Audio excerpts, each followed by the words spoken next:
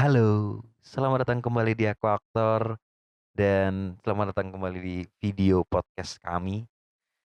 Bagaimana kemarin video kami yang baru pertama kali mencoba dengan 3 kamera ya. Jadi angle-nya begitu, terus kita coba untuk main-main aja gitu karena kenapa tidak bermain-main saja? Kenapa kita, terlalu serius untuk biar perbincangannya aja yang jadi serius tapi eksplorasi kameranya kita tidak terlalu serius, kita main-main aja ya. Dan semoga teman-teman tetap mendapatkan informasinya tentu saja, harapannya teman-teman tetap, nggak cuman fokus sama kameranya, tapi teman-teman fokus sama informasinya. Kalau misalnya ada masukan soal bagaimana, gambarnya atau bagaimana suaranya, tulis saja di kolom komentar gitu. Kami akan berusaha untuk menjadi lebih baik lagi, sehingga teman-teman bisa menikmati podcast kami jauh lebih, menyenangkan lagi, jauh lebih apa ya istilahnya, lebih enjoy lagi gitu. Jadi teman-teman bisa belajar sambil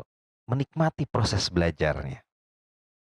Dan ya semoga video yang sebelumnya kita udah sempet ngomongin soal apa tuh kemarin tuh, dialog dan chemistry. Semoga videonya cukup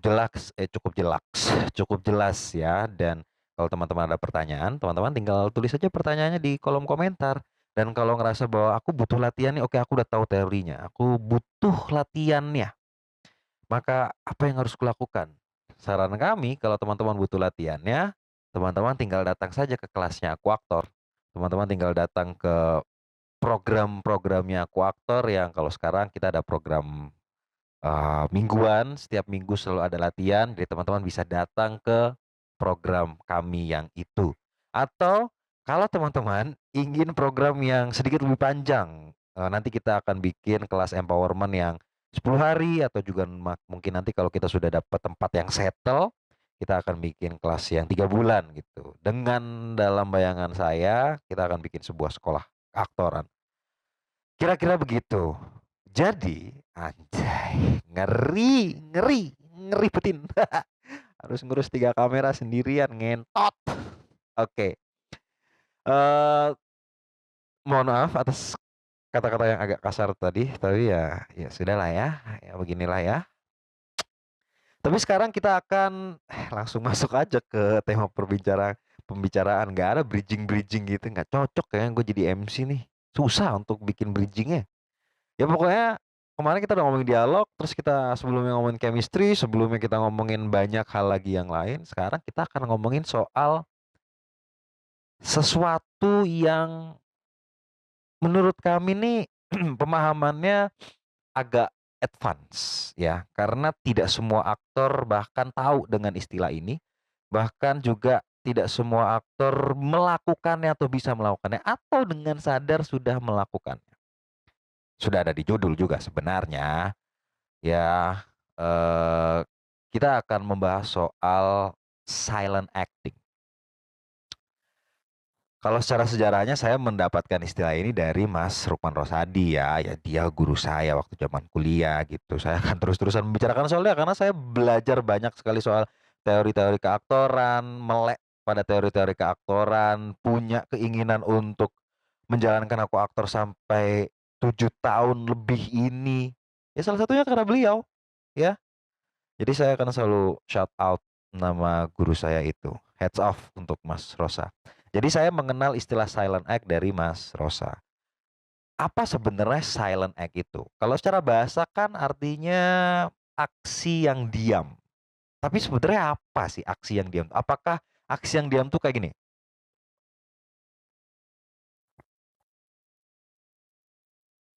Apakah itu adalah aksi yang diam ketika kamu ngomong tapi nggak ada bicaranya? Apakah pantomim termasuk silent act?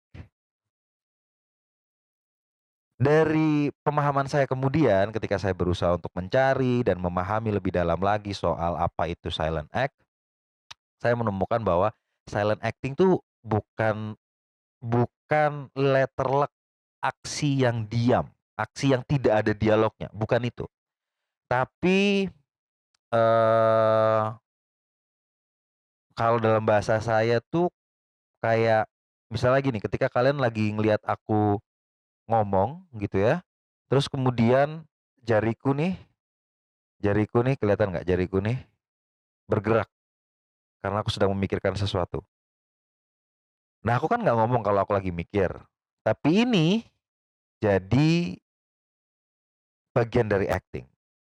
Ini jadi silent acting. Kalau kata Mas Rosa tuh, seingatku ya, correct me if I'm wrong, silent acting itu pernak-pernik kecil di dalam acting. Jadi misalnya, ini aktingku sekarang adalah bicara pada kalian untuk meyakinkan kalian, untuk membuat kalian paham tentang materinya. Oke, itu actingnya. Tapi silent acting itu kayak gini nih, bentuk tanganku yang begini, ya kelihatan nggak dari kamera yang ini? Bentuk tanganku yang begini, atau misalnya ketika aku ngomong terus aku bermain seperti ini, tubuhku yang begini, tubuhku yang bersandar seperti ini bisa disebut silent acting. Selain silent acting sebenarnya juga ada istilah business acting. Business acting itu bukan acting yang dibisniskan ya. Business acting itu kayak gini nih. Mungkin kalau saya ingatku ya, business acting itu pernak-pernik yang lebih kecil lagi gitu. Itu pengertian dasarnya. Tapi kemudian aku merasa bahwa silent acting itu justru bukan pernak-pernik. Silent acting itu adalah ya acting juga tapi tidak didialogkan. Tapi juga bukan seperti pantomime yang kemudian kalian menjelaskan dengan tubuh, tidak. Ada bahasa yang lebih menarik gitu yang kemarin saya sempat baca, namanya inner doing, atau bukan atau ya, inner doing dan inner monolog. Kalau inner monolog kan kalian di dalam lagi ngomong sendiri kan gitu kan. Kalau inner doing itu dalam dalam pemahaman saya, kalian bukan lagi ngomong sendiri, tapi kalian lagi mempertanyakan apa yang sedang kalian pikirkan. Dan hasil dari pertanyaan-pertanyaan itu keluar di tubuh. Kayak misalnya contoh nih, misalnya ya dalam kepala aku kayak aku mikir, ini kerekam nggak ya kamera yang ini ya? Kamera yang itu kerekam nggak sih? Gue kelihatan nggak sih?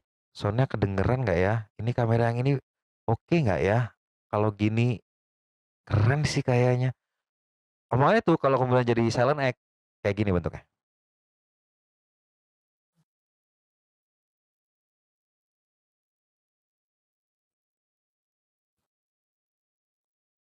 Kayak gitu.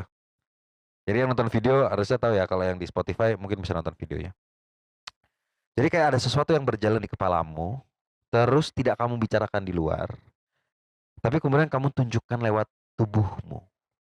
Tidak dijelas-jelaskan, misalnya kayak tiba-tiba jadi gini, ini ngerekam nggak ya? Oh, aku tidak mendengar suaranya. Apa ya? Ah, ah, wah bagus sekali. Itu namanya acting jelek. Nggak begitu ya, nggak begitu. Jadi silent act tuh kayak gitu.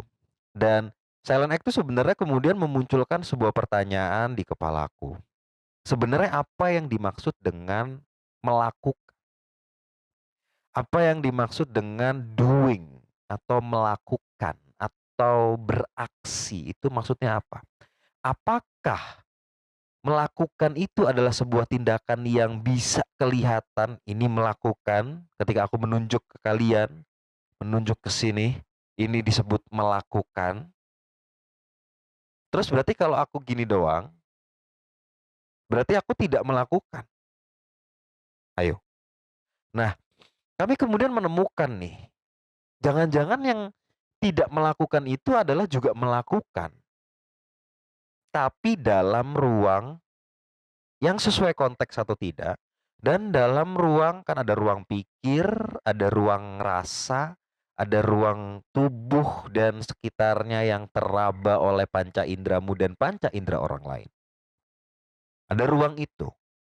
Acting atau aksi atau melakukan sesuatu itu ada di yang melakukan ya, melakukan, kelihatan aksinya. Itu ada di ruang yang tertangkap panca indramu dan tertangkap panca indera orang lain, baik penonton ataupun kawan mainmu.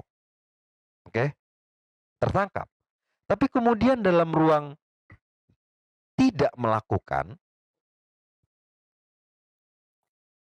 orang-orang yang ada di luarmu tidak kelihatan kalau kamu sedang melakukan. Kamu seperti cuman ngelamun. Misalnya contoh paling gampang, ngelamun. Ngelamun tuh kan buat orang, lu ngapain sih? Nggak ngapa-ngapain gitu, duduk doang, terus ngeliatin doang, lu ngapain sih? Padahal lu, misalnya lu lagi nih,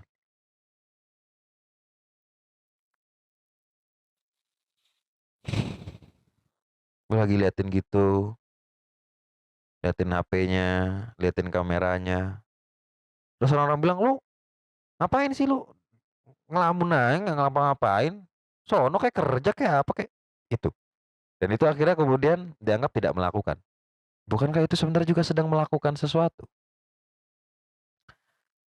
Jadi melakukan itu dalam konteks seni peran ada setidaknya dua ruang deh, kalau tidak mau kebanyakan tiga ya. Dua ruang deh, ruang eksternal sama ruang internal. Di ruang internal dibagi dua, pikiran dan perasaan.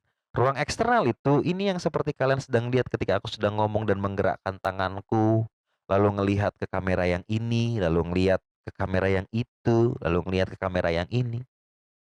Itu bagian dari eh acting externally, kelihatan di luar. Tapi kemudian acting yang internal gimana? Misalnya nih ketika aku sedang bicara, terus tiba-tiba aku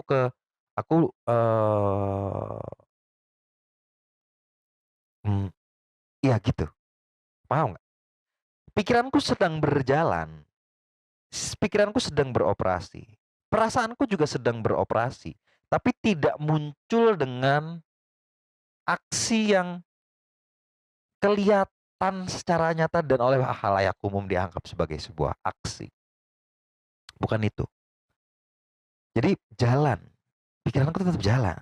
Itu kenapa kemudian ada yang menjelaskan soal inner monolog dan inner doing. Inner monolog ya berarti lu ngobrol dalam kepala lu sendiri. Tapi ada yang bilang bahwa inner monolog itu jadi membuatmu lost contact dengan hal-hal eksternal. Inner monolog. Karena inner monolog itu seperti reporter yang hanya memberitakan saja. Sementara inner doing itu kayak detektif yang bukan hanya memberitakan, tapi dia bertanya, dia secara aktif bertanya, dia secara aktif merespon apapun yang sedang terjadi dan mempertanyakannya sehingga kemudian muncul di tubuhmu. Terus apa aja bentuk-bentuk silent acting menurut teman-teman yang ada di rumah? Ada banyak banget sebenarnya. Salah satunya, kalau teman-teman belajar psikologi ya, kalau kalian baca buku, kalau kalian mau baca buku, ya. Di psikologi itu ada istilah micro expression. Menurut kami, silent act itu sampai pada titik mikro ekspresi. Ekspresi-ekspresi kecil yang terjadi di wajahmu. Coba deh baca deh, coba deh googling deh, coba deh tanya chat GPT, minta dia promptnya kayak kamu adalah seorang psikolog kenamaan dengan pengetahuan psikologi yang sangat mendalam dalam segala sudut pandang. Jelaskan padaku soal micro expression. Keluar tuh, lu baca dah tuh. Buat kami, buat saya, dalam pemahaman saya sekarang ini, micro expression itu termasuk silent acting, gitu. Terus apalagi silent acting yang lain? Menurut saya, ya nafas ketika kalian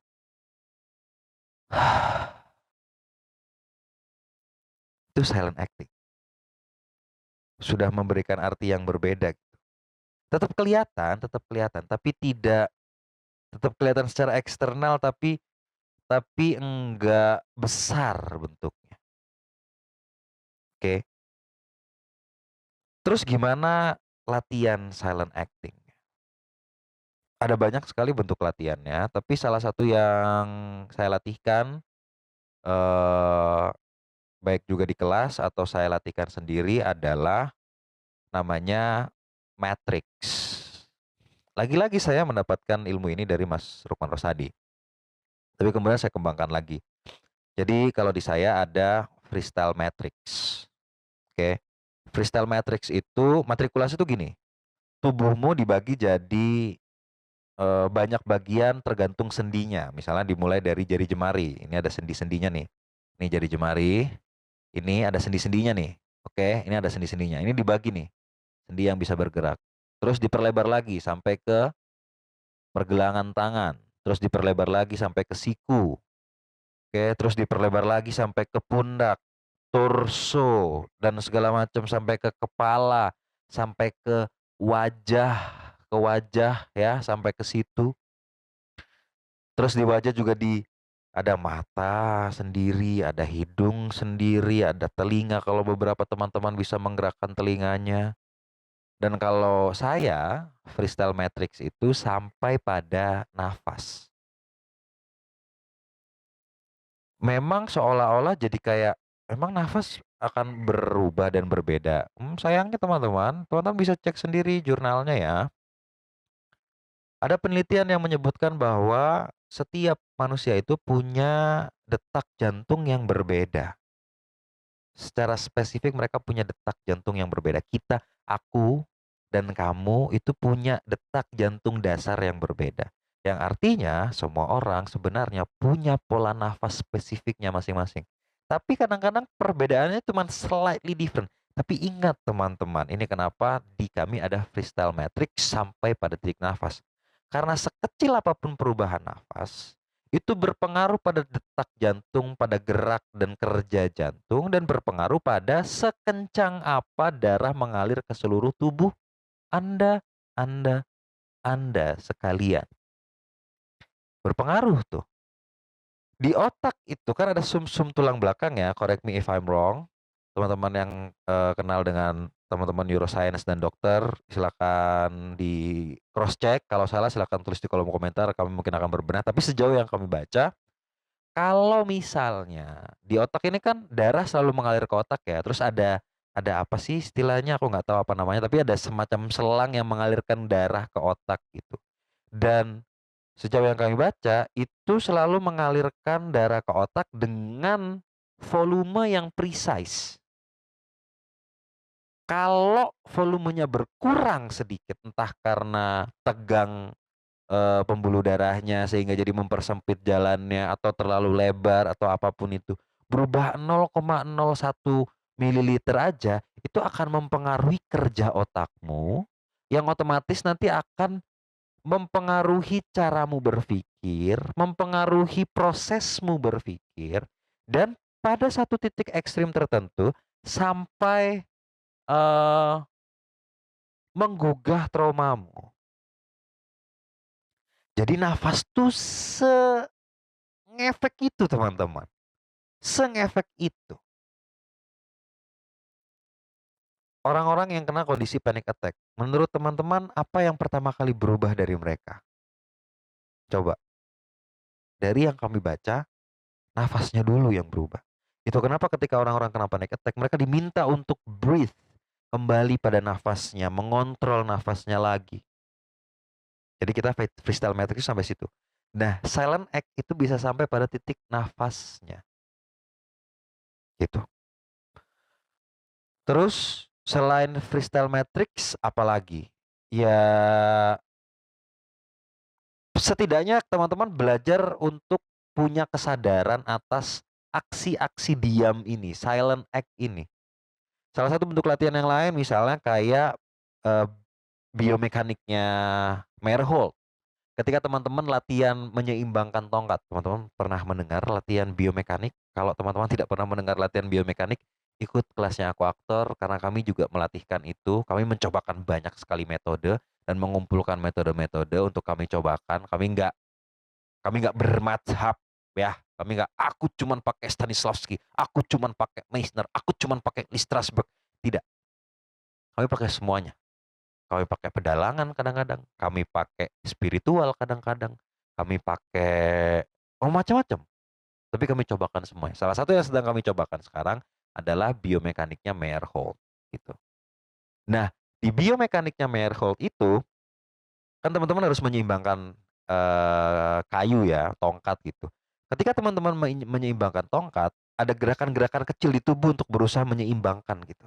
Kayak Kamu berusaha untuk, oh, oke, tiba-tiba ada gerakan kecil atau agak maju dan segala macam. Itu buat kami menyadarkan soal bagaimana tubuh bekerja terhadap tongkat ini dan terhadap respon tubuh atas tongkat ini. Respon-respon kecil itu buat kami itu melatih kepekaan. Dan ketika kepekaanmu sudah terlatih, silent act itu akan bisa muncul dengan sendirinya. Karena sebenarnya kan gimana silent act bisa muncul?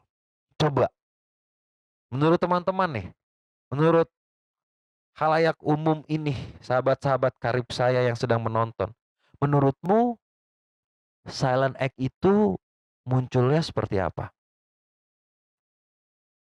Silent act itu kan munculnya kayak acting ya teman-teman ya. Kayak acting teman-teman. Karena ada silent act, ada act-nya di belakang. Dia tetap aksi reaksi, dia tetap respon atas sesuatu, atas peristiwa yang sedang terjadi di luar yang tertangkap oleh panca inderanya dan diproses oleh pikiran dan perasaannya. Sehingga muncullah aksi dan kemudian ada muncul aksi silent atau silent act. Jadi sebenarnya silent act prosesnya sama. Itu kenapa melatih kesadarannya, melatih kesadaran, tubuh, kepekaan tubuh itu sangat penting untuk silent acting, gitu. Terus apa gunanya silent act sebenarnya dalam ruang keaktoran, dalam ruang permainan? Saya bisa bilang satu tujuannya, membuat permainanmu lebih kokoh, lebih kompleks, dan detail. Dan menyenangkan bermain detail itu. Kadang-kadang lu tuh nggak perlu aneh-aneh. Merespon sesuatu nggak perlu yang, "Apa? Kenapa?" Nggak perlu yang begitu. Ketika lu udah paham karakternya, kamu punya tools dan pengetahuan soal silent acting dan lain sebagainya, udah tahu, dikasih kayak gitu, udah tahu bagaimana cara melakukannya. Dan permainanmu jadi jauh lebih menarik. Kira-kira begitu. Jadi itu silent act. Jadi silent act itu termasuk dalam acting. Dan sementara ini, dalam pemahaman saya, silent act adalah sesuatu yang terjadi di luar, tapi porsinya tidak sebesar acting. Ketika misalnya kayak aku ngomong kayak gini nih, nah ini masih acting nih, oke. Tapi ketika aku sambil ngomong gitu, terus kemudian ada hal lain yang kupikirkan gitu, tiba-tiba aku, ya sebenarnya gitu ya, tapi ya mau gimana lagi. Cuman kan tanganku yang begini, kakiku yang begitu. Menurutku itu termasuk dalam silent act atau business acting. Coba, menurut teman-teman yang mana? Yang mana silent acting, yang mana business acting? Kira-kira begitu video kali ini. Terima kasih karena sudah mendengarkan kami dan semoga teman-teman tercerahkan dengan video ini dan semoga teman-teman juga memahami yang kami sampaikan di video ini. Jangan lupa untuk like, share, dan subscribe Aku Aktor di Instagram ada ya, di TikTok juga ada. Terima kasih. Seperti biasa, saya Ben Bening bersama Jeremy Allen White, lalu ada Cillian Murphy, lalu ada Joaquin Phoenix, dan ada the one and only Daniel Day-Lewis menunggu kalian di Oscar. Terima kasih, sampai bertemu di video Aku Aktor berikutnya. Viva Aktor.